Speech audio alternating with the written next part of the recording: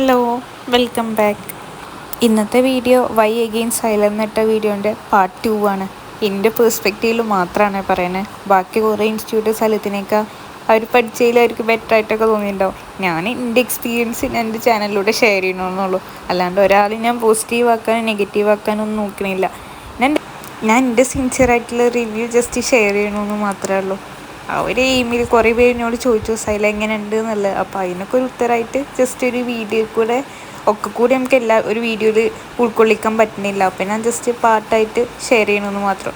ഈ വീഡിയോയിൽ ഞാൻ സൈലത്തിൻ്റെ പോസിറ്റീവ്സ് പറയും. ഇൻഷാ അല്ലാ ഞാൻ അടുത്തൊരു വീഡിയോ ഉണ്ടെന്നുണ്ടെങ്കിൽ അതിൽ ഞാൻ എന്തുകൊണ്ട് BTS ചൂസ് ചെയ്തു സൈലത്തിൽ എനിക്ക് തോന്നിയ കുറച്ച് നെഗറ്റീവ് പോയിൻറ്റ്സ് ഞാൻ പറഞ്ഞുതരാം. അപ്പോൾ എല്ലാവരും വീഡിയോ കാണുക, ഇഷ്ടപ്പെട്ടാൽ ലൈക്ക് ചെയ്യുക, ഷെയർ ചെയ്യുക, സബ്സ്ക്രൈബ് ചെയ്യുക. ഞാനെല്ലാം പോയിൻറ്റ്സ് ആയിട്ട് ഷെയർ ചെയ്യുന്നുണ്ട്. ഞാനതിൻ്റെ മുന്നേ അഫോർഡബിൾ ആണോ എന്നുള്ളതും പിന്നെ ക്ലാസ്സിൻ്റെ കാര്യം ഡീറ്റെയിൽ ആയിട്ട് പറഞ്ഞിട്ടുണ്ടായിരുന്നു. ഫിസിക്സ് ആയാലും കെമിസ്ട്രി ആയാലും ബയോളജി ആയാലും മൂന്നിൻ്റെയും ഞാൻ ഓരോന്ന് സെപ്പറേറ്റ് ആയിട്ട് എടുത്ത് പറഞ്ഞിട്ടുണ്ടായിരുന്നു. അപ്പോൾ ആ വീഡിയോ കണ്ടിട്ടില്ല എന്നുണ്ടെങ്കിൽ ജസ്റ്റ് ഒന്ന് ടൈം കിട്ടുകയെന്നുണ്ടെങ്കിൽ ജസ്റ്റ് ഒന്ന് വാച്ച് ചെയ്ത് നോക്കുക. അപ്പോൾ ഇതിലെ മെയിനായിട്ട് പറയുന്നത് സൈലത്തിൻ്റെ ഷെഡ്യൂള്. ഞാനതിന് മുന്നേ പഠിച്ചതിൻ്റെ കുറേ ക്ലിപ്സാണ് ഇടയിൽ ആഡ് ചെയ്യുന്നത്. ഒരു ഷെഡ്യൂളിൻ്റെ കാര്യം പറയുകയാണെന്നുണ്ടെങ്കിൽ ഞാൻ ഇപ്പോൾ സെക്കൻഡ് ഇയർ ആയിരുന്നു സൈലത്തിൽ. അതിൽ ആദ്യത്തെ ഇയറിനേക്കാൾ ഫാർ ബെറ്റർ ആയിരുന്നു സെക്കൻഡ് ഇയറിൽ. അങ്ങനെ വല്ലാണ്ട് എക്സാംസ് ഇങ്ങനെ അങ്ങോട്ടും ഇങ്ങോട്ടും മാറ്റുന്നില്ലാണ്ട് ബാക്കി കാര്യങ്ങൾ ക്ലാസ്സൊക്കെ അത്യാവശ്യം പക്കയായിട്ട് തന്നെ പോയിരുന്നു. 1-2 ക്ലാസ് ഇങ്ങനെ ക്യാൻസൽ ചെയ്ത് വന്നിട്ടുണ്ട്. ചിലപ്പോൾ ടീച്ചേഴ്സിന് ആ സമയത്ത് ബുദ്ധിമുട്ട് ആയിട്ടുണ്ടായിരിക്കും. ഞാൻ പേഴ്സണലി അധികം ലൈവിൻ്റെ റെക്കോർഡ് സെക്ഷൻ കാണില്ല ശ്രമിക്കില്ല. കാരണം അത് ആകുമ്പോൾ നമുക്ക് നോട്ട്സ് എഴുതാനും സ്ലൈഡ്സ് ഒക്കെ കിട്ടുമ്പോൾ പക്കയ്ക്ക് പോകലുണ്ടില്ല എന്നുണ്ടെങ്കിൽ ഞാൻ കുറേ ടൈം വേസ്റ്റ് ചെയ്യുന്ന പോലെ തോന്നും. ലൈവ് കയറിയിട്ട് എനിക്ക് എന്തെങ്കിലും പോയിന്റ് മനസ്സിലായില്ല എന്നുണ്ടെങ്കിൽ പിന്നെ ഞാൻ എടുത്ത് കാണണ്ടേ വിചാരിച്ചിട്ട് ഞാൻ അധികം ക്ലാസ്സിൻ്റെ ലൈവിൻ്റെ റെക്കോർഡ് സെക്ഷനാണ് കാണല്.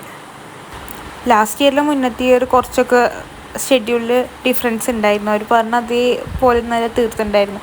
പക്ഷേ ലാസ്റ്റ് ഇയർ അവർ പറഞ്ഞ അതേ കറക്റ്റ് ആ ഡേറ്റിനൊക്കെ ആയിരുന്നു പോർഷൻസ് തീർത്തിട്ടുണ്ടായിരുന്നത്. എക്സാംസ് മാത്രം ഒന്ന് ഷെഡ്യൂൾ ചേഞ്ച് ചെയ്യുന്നല്ലാതെ ക്ലാസ്സിന് വല്ലാണ്ട് മാറ്റം വരുന്നുണ്ടായിരുന്നില്ല. അവർ പറഞ്ഞ ആ ഒരു ഇതിൽ ഏകദേശം ജനുവരി തോന്നുന്നുണ്ട് പോർഷൻസ് തീർന്നിട്ടുണ്ടായിരുന്നു.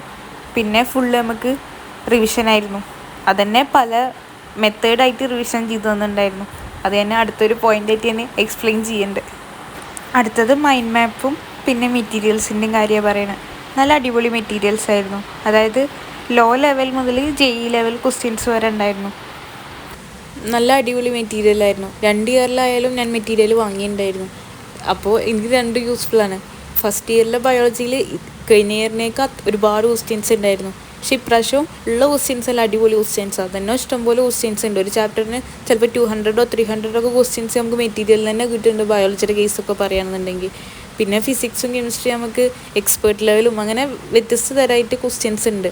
അതായത് മിനിമം ലെവൽ മുതൽ നല്ല ഹൈ JEE ലെവൽ ക്വസ്റ്റ്യൻസ് വരുന്നുണ്ട്. പിന്നെ നമുക്ക് ക്ലാസ്സിൽ തന്നെ JEE ലെവൽ ക്വസ്റ്റ്യൻസ് ചെയ്യുന്നതുകൊണ്ട് വലിയ ബുദ്ധിമുട്ട് വരില്ല മെറ്റീരിയൽസ് ചെയ്യുമ്പോൾ.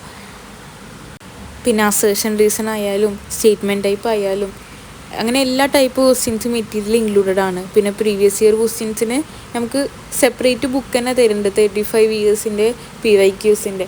പക്ഷേ അതിന് പുറമെ മെറ്റീരിയലിനെ ആഡ് ചെയ്ത് തരുന്നുണ്ട്. സൊല്യൂഷൻസ് ആയാലും നമുക്ക് സെപ്പറേറ്റ് ബുക്കായിട്ടാണ്. അത് നമുക്ക് അത്യാവശ്യം മനസ്സിലാവുന്ന രീതിക്ക് തന്നെയാണ്. എല്ലാത്തിൻ്റെയും സൊല്യൂഷൻസ് ഉണ്ടാവില്ല, എന്നാലും നമുക്ക് ടഫ് എന്ന് പറയുന്ന എല്ലാ ഏരിയയുടെയും സൊല്യൂഷൻസ് മിക്കതും കൊടുത്തിട്ടുണ്ടാവും. അതായത് നമ്മൾ ടെക്സ്റ്റ് വായിച്ചിട്ട് കണ്ടുപിടിക്കാനുള്ള അതിൽ എഴുതിയിട്ടുണ്ടാവും. പിന്നെ ബാക്കിയുള്ളതൊക്കെ നല്ല അടിപൊളിയിൽ വിശദീകരിച്ച് കൊടുത്തിട്ടുണ്ടാവും. മെറ്റീരിയൽസ് നല്ല അടിപൊളിയായിരുന്നു. പിന്നെ സ്പെഷ്യലി പറയേണ്ട ഒരു കാര്യമാണ് മൈൻഡ് മാപ്സ് പറയുന്നത്. ഞാൻ സൈലത്തിൽ ഏറ്റവും ഇഷ്ടപ്പെടുന്ന ഒരു ഫീച്ചറാണ് മൈൻഡ് മാപ്സ് പറയുന്നത്. അത്രയും അടിപൊളിയാണ്. പ്രത്യേകിച്ച് ഓർഗാനിക്കിൻ്റെ മൈൻഡ് മാപ്പ്. നമുക്ക് നോട്ട്സ് ഒന്നും എഴുതേണ്ട ആവശ്യമില്ല. കാരണം each and every point included ആണ്. എന്തിനും നമുക്ക് ആ ഒരു ഭാഗത്ത് നിന്ന് ഇമ്പോർട്ടൻ്റ് ആയി വരുന്ന ക്വസ്റ്റ്യൻസ് ഇല്ല അതുവരെ ഇൻക്ലൂഡ് ചെയ്തിട്ട് മൈൻഡ് മാപ്സ് പറയുന്നത്. അത്രയും അടിപൊളിയൊരു സംഭവമാണ് മൈൻഡ് മാപ്സ്. നമുക്കിപ്പോൾ എക്സാമിന് തലേന്നും വേണമെന്നുണ്ടെങ്കിൽ ഫിസിക്സും കെമിസ്ട്രിയൊക്കെ ഒന്ന് റിവൈസ് ചെയ്ത് പോവുക. പിന്നെ അവരുടെ സ്ലൈഡ്സിൽ തന്നെ മാക്സിമം എല്ലാം ഇൻക്ലൂഡ് ചെയ്യുന്നുണ്ട്.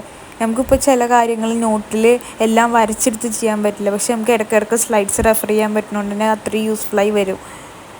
നമുക്കിപ്പോൾ ഫിസിക്സൊക്കെ എല്ലാ ക്വസ്റ്റ്യൻസും നമ്മൾ മാറ്റി ഒരു നോട്ട് ബുക്കിലിരുത്തി ചെയ്യില്ലല്ലോ. ഞാൻ ജസ്റ്റ് സൊല്യൂഷൻസും ആൻസർ വരുന്ന വഴിയോ അല്ലെങ്കിൽ എന്തെങ്കിലും ട്രിക്കൊക്കെ ഉണ്ടെന്നുണ്ടെങ്കിൽ നോട്ടിക്ക് മാറ്റി എഴുതും. പക്ഷേ ക്വസ്റ്റ്യൻസ് ഞാൻ എപ്പോഴും സ്ലൈഡ്സിൽ തന്നെ റെഫർ ചെയ്യൽ. കാരണം നമ്മളെ ടൈം കുറേ ലാഭിക്കാൻ പറ്റും. മൈൻഡ് മാപ്സ് തന്നെ ഒരുപാട് സമയം നമുക്ക് ലാഭിക്കാം. ഞാൻ ഓർഗാനിക്കിൻ്റെ കേസിൽ നല്ലോണം യൂസ് ചെയ്തിട്ടുണ്ട് മൈൻഡ് മാപ്സ്. അതുപോലെ നമുക്ക് ഫിസിക്കൽ കെമിസ്ട്രി ആയാലും ഒക്കെ അടിപൊളിയായിട്ട് മൈൻഡ് മാപ്സ് സ്ട്രക്ചേർഡ് ആയിട്ടാണ് എഴുതി തന്നിക്കുന്നത്. അപ്പോൾ നമുക്ക് പെട്ടെന്ന് ക്യാച്ച് ചെയ്യാനും പറ്റും. പിന്നെ സ്ലൈഡ്സിലൊക്കെ ഉള്ള ഒരു പോലെയൊക്കെ തന്നെയാണ്. അപ്പോൾ നമുക്ക് ക്ലാസ്സോ കണ്ടിട്ട് ഒന്ന് മൈൻഡ് മാപ്പും കൂടി കിട്ടി നമുക്ക് റിവിഷൻ ഇങ്ങനെ ഇടയ്ക്കിടയ്ക്ക് ഫ്രീക്വൻ്റ് ആയിട്ട് കൊണ്ടുപോകാൻ പറ്റും. ഞാൻ മിക്ക ചാപ്റ്ററിനും ഷോർട്ട് നോട്ട് ഉണ്ടാക്കലുണ്ട്. മൈൻഡ് മാപ്സ് ഉണ്ടെങ്കിൽ പോലും ഞാൻ ഷോർട്ട് നോട്ട് ഉണ്ടാക്കലുണ്ട്. പക്ഷെ എന്നാലും ഞാൻ എൻ്റെ ഷോർട്ട് നോട്ടിൽ എന്തെങ്കിലും മിസ്സായിട്ടുണ്ടെങ്കിൽ മൈൻഡ് മാപ്പിൽ ഉണ്ടാവലുണ്ട്. പിന്നെ എല്ലാത്തിനും കുറേയൊക്കെ ഷോർട്ട് കട്ട്സ് ഉണ്ടാവും. കാരണം നീറ്റ് പറയുന്നത് നമ്മൾ ഷോർട്ട് കട്ട് ഉണ്ടെങ്കിൽ ഒന്നും കൂടി എളുപ്പമാവും. അപ്പോൾ ആ ഒരു സമയത്തൊക്കെ നമുക്ക് ആ ഒരു മൈൻഡ് മാപ്പിൽ ഇന്ന ഭാഗത്ത് ആ ഒരു സംഭവം ഉണ്ട് എന്നുള്ളത് ക്വസ്റ്റ്യൻ പേപ്പറിൽ കണ്ടാൽ കത്തും. അപ്പോൾ മൈൻഡ് മാപ്പ് ആയാലും സ്ലൈഡ്സ് ആയാലും മെറ്റീരിയൽസ് ആയാലും അടിപൊളിയാണ്. മെറ്റീരിയൽസിൽ എല്ലാ ടൈപ്പ് ക്വസ്റ്റ്യൻസും ഉണ്ട്. പിന്നെ നല്ല പ്രിൻ്റ് ഒക്കെ ചെയ്തിട്ട് നല്ല വൃത്തിക്കുള്ള മെറ്റീരിയൽസാണ്. എല്ലാ ടൈപ്പ് ക്വസ്റ്റ്യൻസും ഉണ്ട്. അതിൽ തന്നെ നമുക്ക് മാക്സിമം ക്വസ്റ്റ്യൻസ് ചെയ്യാൻ പറ്റും. അത് കഴിഞ്ഞിട്ട് പിന്നെ ടൈം ഉണ്ടെങ്കിൽ മതി നമ്മൾ വേറൊരു ബുക്ക് യൂസ് ചെയ്യുക.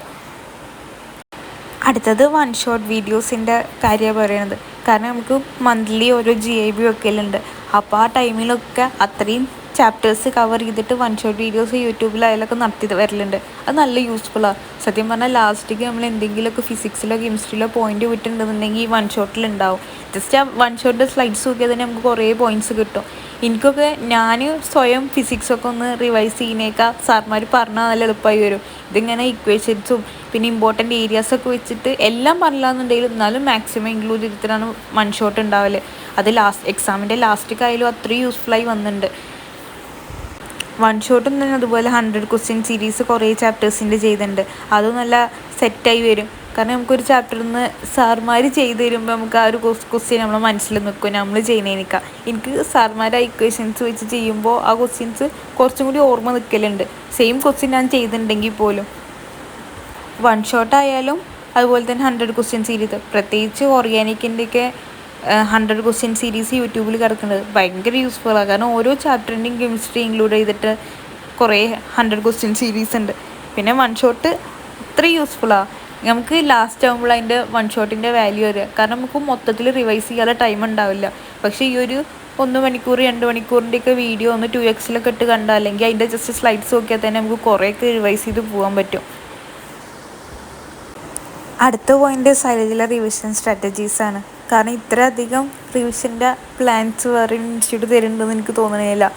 കാരണം നമുക്ക് തന്നെ റിപ്പീറ്റിൻ്റെ സമയത്ത് ആദ്യം ഒരു നവംബർ ഡിസംബർ സമയത്ത് XPL ആദ്യത്തെ തുടങ്ങും. അത് കഴിഞ്ഞ് തുടങ്ങാൻ നമുക്ക് ഫ്രീ ആക്സസ് ഉണ്ടാവും. അത് കഴിഞ്ഞിട്ട് പിന്നെ XPL രണ്ടാമത്തെ തുടങ്ങും ഒരു ജാനുവരി ഫെബ്രുവരി ആയിട്ട്. പിന്നെ നമുക്ക് റിവിഷന് വേണ്ടിയിട്ട് ആ XPL പറയുമ്പോൾ കറക്റ്റ് ഡൗട്ട് ക്ലിയറൻസ് ആയാലും പിന്നെ കുറേ ക്വസ്റ്റ്യൻ പേപ്പറൊക്കെ കിട്ടും. ഞാൻ ആ ക്വസ്റ്റ്യൻ പേപ്പർ ആ ഒരു ടൈമിൽ ചെയ്തിട്ടില്ലെങ്കിലും പിന്നെ ഞാൻ സോൾവ് ചെയ്യാൻ ശ്രമിച്ചിട്ടുണ്ട്. പിന്നെ LMRP പറഞ്ഞിട്ട് അതിൻ്റെ ക്വസ്റ്റ്യൻ പേപ്പേഴ്സൊക്കെ അടിപൊളിയായിരുന്നു. അത് XPL ആ ഒരു ഷെഡ്യൂളിൽ നമുക്ക് തന്നായിരുന്നു. XPL കുറേ ക്വസ്റ്റ്യൻസ് നമുക്ക് ടഫായി തോന്നും. പക്ഷെ എന്നാലും അത് സോൾവ് ചെയ്ത് വരുമ്പോൾ ആ ഒരു പുതിയ ഐഡിയ കിട്ടിയൊരു ഫീല് വരും. പിന്നെ എൻഡ് ഗെയിം അങ്ങനെ കുറേ നമുക്ക് റിവിഷനായിട്ട് കുറേ സ്ട്രാറ്റജീസ് ഉണ്ട്. അതൊക്കെ കറക്റ്റ് ഓരോ ചാപ്റ്ററായിട്ട് തന്നെ എടുത്തിങ്ങനെ പോകും. അപ്പോൾ നമുക്ക് എവിടെയെങ്കിലും ഒരു ഭാഗത്ത് നമുക്ക് പെൻഡിങ് വന്നിട്ടുണ്ടെന്നുണ്ടെങ്കിൽ അതിൽ പോയിൻറ്റ്സ് പറഞ്ഞു വരുന്നുണ്ട്. അപ്പോൾ നമുക്ക് എന്തെങ്കിലുമൊക്കെ ഒരു പ്രശ്നമായിട്ട് നമുക്ക് കാണാൻ പറ്റിയില്ല, ക്ലാസ് പെൻഡിങ് ആയി, പക്ഷേ അത്രയും ലാസ്റ്റ് മിനിറ്റിൽ അത്രയും വലിയ വീഡിയോസ് കാണാൻ സമയമില്ല എന്നുണ്ടെങ്കിൽ നമുക്ക് വേണമെന്നുണ്ടെങ്കിൽ എൻഡ് ഗെയിം യൂസ് ചെയ്യുക, അല്ലെങ്കിൽ XPL വീഡിയോസ് യൂസ് ചെയ്യുക. മാക്സിമം എല്ലാ പോയിൻറ്റ്സും XPL പറഞ്ഞു പോകുന്നുണ്ട്. അത് കഴിഞ്ഞാൽ തന്നെ നമുക്ക് എക്സാം വരുന്നുണ്ട്. അത് കഴിഞ്ഞിട്ട് അതിൻ്റെ ഡൗട്ട് ക്ലിയറൻസ് വരുന്നുണ്ട്. പിന്നെ കമ്പൈൻ ടെസ്റ്റ് വരുന്നുണ്ട്. അത് ഭയങ്കര യൂസ്ഫുള്ളായി വരും. ലാസ്റ്റ് മിനിറ്റിൽ ഇത്രയും പോയിൻറ്റ്സ് പറഞ്ഞുകൊണ്ട് ആ ഒരു സെക്ഷൻ പറയണത് നമുക്ക് ഭയങ്കര യൂസ്ഫുള്ളായിരിക്കും. പിന്നെ കറക്റ്റ് നമ്മൾ റിപ്പീറ്റഡ് ബാച്ചിലെ ക്ലാസ് കണ്ടിട്ട് അത് കഴിഞ്ഞിട്ട് പിന്നെ XPLും അത് കഴിഞ്ഞിട്ട് എൻഡ് ഗെയിമും ആണെങ്കിൽ നമുക്കൊരു പോയിൻറ്റ്സ് മിസ്സാവില്ല. കാരണം എല്ലാ പോയിൻറ്റ്സും നമുക്ക് കിട്ടിയിട്ടുണ്ടാവും. പിന്നെ നമ്മളിങ്ങനെ റിവൈസ് ചെയ്ത് വരുമ്പോൾ നമ്മൾ കാണാണ്ട് പഠിക്കണേക്കെ ഇങ്ങനെ പറഞ്ഞ് നമ്മൾ മനസ്സിലാകാൻ കോൺസെപ്റ്റ് ആയാലും ഇക്വേഷൻസ് ആയാലും ഫോർമുലാസ് ആയാലും കൊണ്ട് ഉറച്ച് നിൽക്കും. അങ്ങനെ മൊത്തത്തിൽ ജസ്റ്റ് ഒരു ഔട്ട്ലൈന് പറയുകയാണെന്നുണ്ടെങ്കിൽ ക്ലാസ്സസ് അടിപൊളിയാണ്. അതിപ്പോൾ ഫിസിക്സ് ആയാലും കെമിസ്ട്രി ആയാലും ബയോളജി ആയാലും നമ്മൾ ചേർന്നാൽ അതിന് വെർത്താണ്. നമ്മൾ ഒരിക്കലും റിഗ്രറ്റ് ചെയ്യില്ല. നമ്മൾ ഉഴപ്പിയ പ്രശ്നം ഉണ്ടാവുള്ളൂ, അല്ലാണ്ട് ബാക്കിയുള്ളവർ കുറ്റം പറഞ്ഞിട്ട് കാര്യം ഉണ്ടാവില്ല. നെക്സ്റ്റ് പോയിൻ്റ് പറഞ്ഞാൽ നമുക്ക് ഭയങ്കര അഫോർഡബിളാണ്. പിന്നെ റിവിഷൻ സ്ട്രാറ്റജീസ് ആയാലും 2-3 വട്ടം നമുക്ക് ഒപ്പം റിവൈസ് ചെയ്ത് പോവുക. അത്രയും സൈക്കിൾ ഓഫ് റിവിഷൻ ഓടിക്കൊണ്ടിരിക്കുന്നുണ്ട്. പിന്നെ വൺ ഷോട്ട് ഓരോ GIBയുടെ മുന്നേ അത്രയും ചാപ്റ്റേഴ്സിൻ്റെ വൺ ഷോട്ട് ഉണ്ടാവും. ആ വൺ ഷോട്ട് കണ്ടാൽ തന്നെ നമുക്ക് ഒരു ബേസിക് ഐഡിയ കിട്ടും. ബേസിക് അല്ല, അത്യാവശ്യം കോൺസെപ്റ്റ് അറിയുന്ന ആൾക്കാണെന്നുണ്ടെങ്കിൽ ജസ്റ്റ് വൺ ഷോട്ട് കണ്ടാൽ അത്രയും യൂസ്ഫുൾ ആയിരിക്കും. പിന്നെ ഞാൻ പറഞ്ഞത് മെറ്റീരിയൽസും മൈൻഡ് മാപ്പും ഒക്കെയാണ്. അതിന് അത്രയും വ്യക്തമാക്കി പറഞ്ഞിട്ടുണ്ട്. ഇനി ഇതിൽ നിന്ന് ഇൻക്ലൂഡ് ചെയ്യാത്തൊരു 2-3 പോയിൻറ്റ്സ് ഉണ്ട്. അതായത് ഡൗട്ട് ക്ലിയറൻസ് ആയാലും മെൻറ്റർഷിപ്പ് ആയാലും എക്സാമിൻ്റെ കാര്യമാണെന്നുണ്ടെങ്കിലും അതും. പിന്നെ ഞാൻ എന്താണ് BTS എന്ന് കുറേ പേരിനോട് ചോദിച്ചു. അതൊക്കെ ഇൻക്ലൂഡ് ചെയ്തിട്ട് ഇൻഷാല്ലാ അടുത്തൊരു വീഡിയോ ചെയ്യുക. കാരണം ഇതന്നെ അത്യാവശ്യം ലെങ്തി ആയിട്ടുണ്ട്. എനിക്കിങ്ങനെ നീട്ടിക്കൊണ്ട് പോകാൻ തായിട്ടല്ല, നിങ്ങൾക്ക് ഇങ്ങനെ വീഡിയോ കണ്ടു മടുക്കണ്ട വിചാരിച്ച് നിർത്തുകയാണ്. പിന്നെ നമ്മൾ എവിടെ ചേർന്നാലും നമ്മൾ അവരെ എഫേർട്ടിന് പുറമെ നമ്മൾ നമ്മുടെ 100% കൊടുത്താൽ മാത്രമേ റിസൾട്ട് ആവുള്ളൂ. അല്ലാണ്ട് നമ്മൾ ക്ലാസ് കാണൂല, നോട്ട്സ് എഴുതൂല, പഠിക്കൂല, അങ്ങനെ പ്രോക്രാസ്റ്റിനേറ്റ് ചെയ്തിട്ട് ഇങ്ങനെ മാറ്റി വെച്ചാൽ നമുക്ക് റിസൾട്ട് ഉണ്ടാവില്ല. കാരണം അത്രയും കൺസിസ്റ്റൻ്റ് ആയിട്ട് വർക്ക് ചെയ്താൽ മാത്രമേ ഈ നീറ്റ് പറയുന്ന എക്സാം സംഭവം എളുപ്പമാണെന്നുണ്ടെങ്കിലും നമ്മൾ അത്രയും കൺസിസ്റ്റൻ്റ് ആയിട്ട് പ്രോക്രാസ്റ്റിനേറ്റ് ചെയ്യാണ്ട് വർക്ക് ചെയ്തുകൊണ്ടിരിക്കണം. നമുക്ക് മടുപ്പ് വന്നാൻ പാടില്ല. കുറേ ഫേസിൽ നമ്മൾ തളർന്നു പോകും. പക്ഷെ അപ്പോഴൊക്കെ we have to move on. നമ്മൾ എക്സാമിന് പഠിക്കാനതിന് പുറമെ കുറേ കാര്യങ്ങൾ ഈ ഒരു നീറ്റ് എക്സാമിൽ വരുന്നുണ്ട്. നമ്മൾ മെൻ്റലി ഒക്കെ അത്രയും സ്റ്റേബിളായിരിക്കണം. പല സമയത്ത് നമ്മൾ മെൻ്റലി ഭയങ്കരമായിട്ട് ഡൗൺ ആയി പോകും. അപ്പോൾ അതൊക്കെ മാറ്റി വെച്ചിട്ട് ഒരു ഇയർ ഡെഡിക്കേറ്റ് ആയി കൊടുക്കുക. നമ്മൾ എവിടെ ചേർന്നു എന്നുള്ളതല്ല, നമ്മൾ എത്ര പഠിച്ചു എന്നുള്ളതിലായിരിക്കും ലാസ്റ്റ് വാല്യൂ ഉണ്ടാവുക. അല്ലാണ്ട് എക്സാം നമ്മൾ പഠിക്കൊന്നും ചെയ്യാണ്ട് ഉഴപ്പി എഴുതിയിട്ട് അതിനാണ് സൈലത്തിൽ പഠിച്ചുകൊണ്ട് അല്ലെങ്കിൽ വേറെ ഏതെങ്കിലും ഇൻസ്റ്റിറ്റ്യൂട്ടിൽ പഠിച്ചുകൊണ്ട് അതുകൊണ്ട് ഒരു കാര്യം ഉണ്ടാവില്ല. റിസൾട്ട് പറയുന്നത് നമ്മുടെ കയ്യിലാണ്. ഒരു 40 അല്ലെങ്കിൽ 50%, മാക്സിമം ഒരു 60% ഒക്കെ തന്നെ ഒരു ഇൻസ്റ്റിറ്റ്യൂട്ടിന് തരാൻ പറ്റുക. ബാക്കിയൊക്കെ നമ്മളെ കയ്യിലാണ്. കാരണം നമ്മൾ ഫ്രീക്വൻ്റ് ആയിട്ട് റിവൈസ് ചെയ്ത് കൊണ്ടുപോകണം. അതൊക്കെ നമ്മുടെ കഴിവാണ്. പിന്നെ നമ്മളെ ഷോർട്ട് നോട്ട്സൊക്കെ അത്രയും ഹെൽപ്ഫുൾ ആവും. അപ്പോൾ നമ്മൾ ബാക്കിയുള്ളവരെ വെച്ച് എഴുതിയിട്ട് കാര്യം ഉണ്ടാവില്ല. നമുക്ക് വീക്കായ പോയിൻറ്റ്സ് അല്ലെങ്കിൽ നമ്മൾ മറന്നു പോകുന്ന പോയിൻറ്റ്സ് എവിടെയെന്ന് നമുക്ക് മാത്രമേ അറിയുള്ളൂ. അപ്പോൾ നമ്മൾ അതിനനുസരിച്ച് നമ്മൾ ഉണ്ടാക്കുമ്പോൾ അത്രയും യൂസ്ഫുൾ ആവും. നമ്മൾ എവിടെ ചേർന്നാലും അവർക്ക് ചെയ്യാൻ പറ്റുന്നതിനൊരു ലിമിറ്റ് ഉണ്ട്. ബാക്കിയൊക്കെ നമ്മുടെ കയ്യിലാണ്. നമുക്ക് പലതും സഹിക്കേണ്ടി വരും. പലതും സഹിക്കേണ്ടി വരും. ഇതൊക്കെ ഇറങ്ങി തിരിച്ചാലേ നമുക്കറിയുള്ളൂ. പക്ഷെ അവിടെയൊക്കെ നമ്മൾ സൈലൻ്റായിട്ട് നമ്മൾ പിന്നെയും അടുത്ത ദിവസം മൂവ് ഓൺ ചെയ്ത് വന്നേ പറ്റുള്ളൂ. പിന്നെ എല്ലാം ഇപ്പോൾ നമുക്ക് അനുകൂലമായി വന്നപ്പോൾ എല്ലാവർക്കും നീറ്റ് എക്സാം കിട്ടില്ല. അപ്പോൾ എല്ലാവർക്കും ഓരോ പ്രശ്നങ്ങളുണ്ടാവും. അപ്പോൾ നമുക്ക് മാത്രം ഈ ഒരു പ്രശ്നം എന്ന് വിചാരിച്ചിരിക്കണ്ട. എല്ലാവർക്കും ഒന്നെങ്കിൽ ഓരോ തരത്തിലായിട്ട് ഇഷ്യൂസ് ഉണ്ടാവും. പിന്നെ ആരെങ്കിലും എവിടെയെങ്കിലും ചെയ്യുകയാണെന്നുണ്ടെങ്കിൽ മാക്സിമം പഠിച്ച് തുടങ്ങാൻ നോക്കുക. ഇനിയിപ്പോൾ റിസൾട്ട് നമുക്കറിയാലോ എത്ര കിട്ടാൻ പോകണമെന്നുള്ളത്. അപ്പോൾ ആ ഒരു ഇത് വെച്ചിട്ട് എവിടെയെങ്കിലുമൊക്കെ ചേർന്നിട്ട് ജസ്റ്റ് പഠിക്കാൻ തുടങ്ങുക. കിട്ടില്ല എന്നുണ്ടെങ്കിൽ പിന്നെയും വെറുതെ നമ്മൾ 2-3 മന്ത് വേസ്റ്റ് ചെയ്യണ്ടല്ലോ. ഇപ്പം നമുക്ക് കുറേയൊക്കെ എന്തെങ്കിലുമൊക്കെ റിപ്പീറ്റോ ചെയ്തവർക്ക് കുറേയൊക്കെ പോർഷൻസ് കയ്യിലുണ്ടാവും. അപ്പോൾ അത് മനസ്സിൽ നിന്ന് കളയാണ്ട് നോക്കുക.